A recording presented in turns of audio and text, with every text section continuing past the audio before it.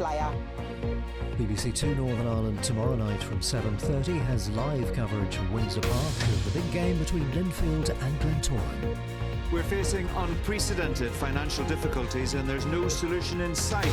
The stark assessment from a former head of the civil service who had to manage the last big budget crisis. The Alliance leader and Justice Minister Naomi Long gives her reaction on The View at 10:40 on BBC One Northern Ireland and iPlayer.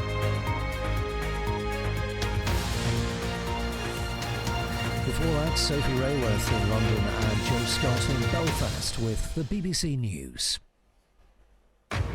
Tonight at 10, the Chancellor says he is totally focused on his plan for growth despite mounting pressure for another U-turn. Kwasi Kwarteng says his position on the mini-budget hasn't changed despite criticism of his plans and the financial turmoil. My total focus, Faisal, is on delivering on the mini-budget and making sure that we get growth back into our economy. That's the central prize, that's the main focus.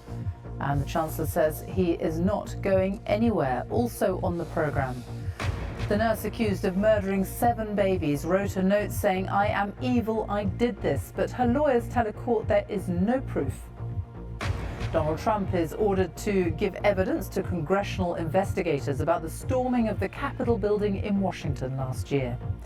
The Ukrainian refugees being housed in the UK as the government's 6-month scheme for the first arrivals ends. What now for those still here?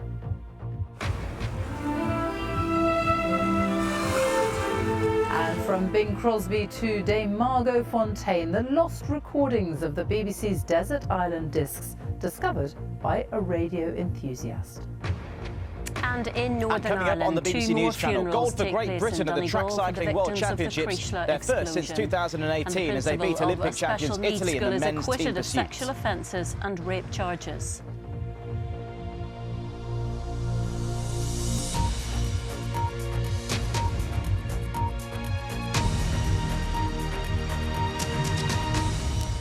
Good evening. The Chancellor says he is totally focused on delivering his tax-cutting plans to increase economic growth, and he says he is not going anywhere. Kwasi Kwarteng admitted his mini-budget has caused some turbulence in the UK economy, but said countries around the world are facing similar problems. He was speaking amid growing pressure to abandon more of his economic plans, but despite repeated questions about U-turns, he said the government's position